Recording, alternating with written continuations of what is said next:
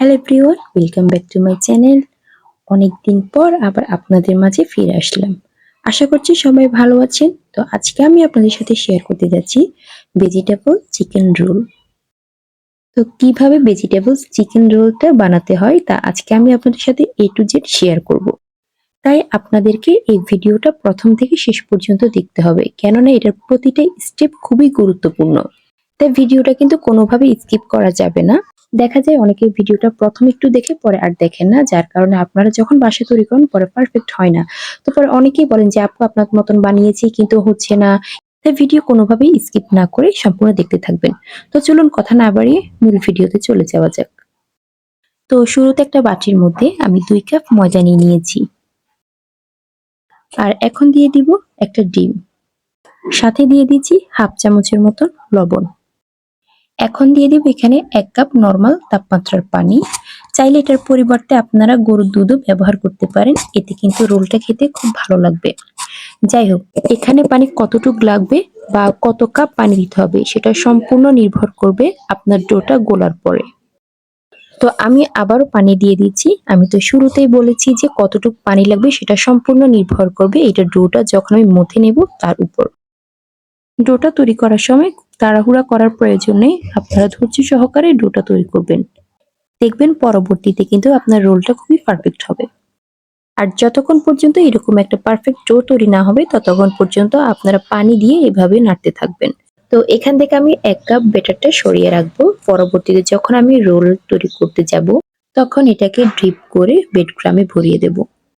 অনেকেই কিন্তু ডিম দিয়ে করেন, তো আমি সাজেস্ট করবো যে ডিমের পরিবর্তে আপনারা এই ডো দিয়ে করতে পারেন। এতে কিন্তু রোলটা অনেক বেশি ক্রিস্পি হবে। তো চলে যাচ্ছি এখন আমি পুর তৈরি করার জন্য। তো প্রথমে এখানে আপনাদেরকে আমি দেখিয়ে দিচ্ছি মাংস। যেহেতু আমি চিকেন রোল তৈরি করব তাই এখানে আমি মুরগির বুকের 2 সাইডের মাংস নিয়েছি।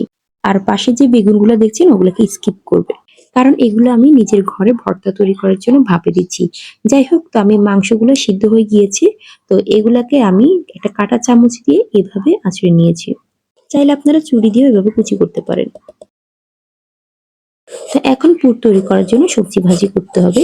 তো এর জন্য কড়াইয়ের মধ্যে পরিমাণ মতন সয়াবিন তেল দিয়ে দিয়েছি। আর এখানে 1 কাপ পেঁয়াজ কুচি দিয়ে দিলাম। আর এই পেঁয়াজ কুচিগুলোকে আমি কিছুক্ষণের জন্য তেলের মধ্যে একটু ভেজে নেব। আর সেই সাথে এখন দিয়ে দিচ্ছি 1 কাপের মতন মাংস। তো কিছুক্ষণ আগে আমি এখানে যে মাংসগুলো কুচি করেছি সেগুলো এখানে দিয়ে দিলাম। তো এখানে আমি কিছু শুকনো মশলা দিয়ে দিব। তো দিয়ে দিচ্ছি 2 টেবিল চামচ আদা এবং রসুন বাটা।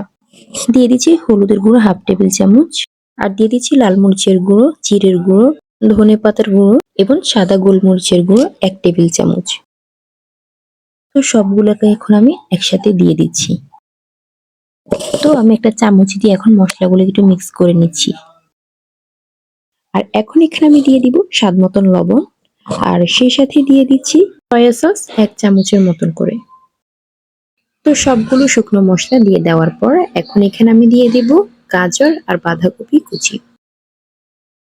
তো আমি এখানে 1 কাপ বাঁধাকপি কুচি আর 1 কাপ গাজর কুচি দিয়ে দিয়েছি। তো সবগুলোকে এখন ভালোভাবে একটু নেড়েচেড়ে মিক্স করে নিয়েছি। আর এখানে আমি দিয়ে দিয়েছি 5 থেকে 6টা কাঁচামরিচের কুচি। তো এখানে এখন আমি দিয়ে দিব 2 টেবিল চামচের মতন করে ডো। অর্থাৎ শুরুতে আমি যে ডোটা তৈরি করেছিলাম ময়দা দিয়ে সেখান থেকে আমি একটু এখন এখানে দিয়ে দেব। এতে করে হয় কি, পুরের মধ্যে একটা বাইন্ডিং চলে আসে, ঝরঝর ভাবটা চলে যাবে। তো ফাইনালি আমার পুরটা তৈরি করা হয়ে গিয়েছে।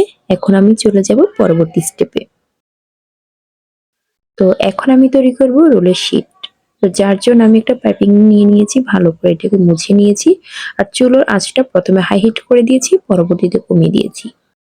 আর রোলের শীট তৈরি করার সময় অবশ্যই ডোটাকে একটু ভালো করে মিশিয়ে নেবেন। তো আমার এই একটা শীট তৈরি হতে কিন্তু 30 থেকে 40 মিনিট সময় লাগবে। অবশ্যই চুলার আঁচটা এই মুহূর্তে মিডিয়াম আঁচে দিতে হবে, না হলে কিন্তু নিচ দিয়ে পোড়া লেগে যেতে পারে। তো এইভাবে শীট তৈরি করতে কিন্তু কোনো প্রকার ঝামেলা লাগবে না। অল্প সময়ের মধ্যে আপনি বানিয়ে ফেলতে পারবেন। অনেকেই কিন্তু রুটির মতন বেলে তারপরে শীট তৈরি করে। সেটা কিন্তু অনেকক্ষণ ধৈর্য ধরে বেলতে হয়, যার কারণে খুবই কষ্টদায়ক হয়ে যায়। তো আমি কিন্তু সবগুলা শীট তৈরি করে ফেলেছি আপনাদের সাথে কথা বলতে বলতে। তো আমার টোটাল 13 থেকে 14টা শীট তৈরি হয়ে গিয়েছে। তো এখন আমি চলে যাব পুরো রোল তৈরি করার জন্য। তো এখন দিয়ে দিচ্ছি পুরগুলো যেগুলো আমি আগে তৈরি করে রেখেছিলাম। আর এটা চারপাশ দিয়ে একটু ময়দার ডো লাগিয়েছি, এতে করে রোলটা তৈরি করার সময় যেন খুলে না যায়। তো এখন আমি শীটের 2 সাইড থেকে কিছুটা অংশ উঠিয়ে এরপর আপনারা দেখতেই পাচ্ছেন আমি কিভাবে তৈরি করছি। একটু ভালো করে খেয়াল করে দেখবেন। তো আমি নিচে থেকে এরপরে রোল করে নিয়ে আসবো। অর্থাৎ আপনি 2 সাইড থেকে একটা ভাঁজ করে নিবেন, পরবর্তীতে নিচ থেকে ভাঁজ করে পরে রোল করে নিয়ে নিবেন। আমি আপনাদের বোঝার সুবিধার্থে আরো একবার এটাকে বানিয়ে দেখাচ্ছি। একটু ভালো করে খেয়াল করে দেখেন আমি এখন এই সাইড থেকে একটা ভাঁজ নিলাম। এখন আমি অপর সাইড থেকে আরেকটা ভাঁজ নিয়ে নিলাম। আর আমি নিচ থেকে আরো একটা ভাঁজ নিয়ে তারপর এটাকে রোল করে নেব। এইভাবে আমি সবগুলা রোল তৈরি করে ফেলবো। তো এর পরবর্তীতে আমি ময়দার এই যে ডো গুলো এক সাইডে রেখে দিয়েছিলাম এগুলোর উপরে এখন আমি এই রোলটা রেখে দিলাম। তো এটার পুরো গায়ের মধ্যে আমি এই ডো গুলাকে ভালো করে মিক্স করে নিয়েছি। এখন দিয়ে দিব ব্রেড ক্রাম্ব। এখানে আমি পাউরুটিকে গুঁড়ো করে নিয়েছি। আপনারা ব্লেন্ড করে নিয়ে নেবেন পাউরুটিকে, শুকনো পাউরুটিকে। তো ফাইনালি আমার রোল তৈরি করা হয়ে গিয়েছে। এখন এগুলোকে আমি চুলোর মধ্যে নিয়ে যাব ভাজি করার জন্য। তার আগে আপনাদের সাথে একটা কথা শেয়ার করি। আমি কিন্তু সবগুলো রোল ভাজি করব না, কিছু রোল আমি সরিয়ে রাখবো। এটা আপনি ডিপ ফ্রিজে অনেক মাস ধরে সংরক্ষণ করে রাখতে পারবেন। তো এখন আমি ভাজি করব রোল, যার জন্য আমি প্রথমে এখানে অয়েল নিয়ে নিলাম, রান্নার রেগুলার সয়াবিন তেল। আর এখন দিয়ে দিচ্ছি তেলের উপরে সে রোলগুলো, এগুলোকে এখন আমি ধৈর্য এবং সময় করে ভেজে নেব। আর তেলটা কিন্তু একটু ডোবা ডোবা তেল দিতে হবে, না হলে কিন্তু ভিতরে ভালো করে ভাজা হবে না।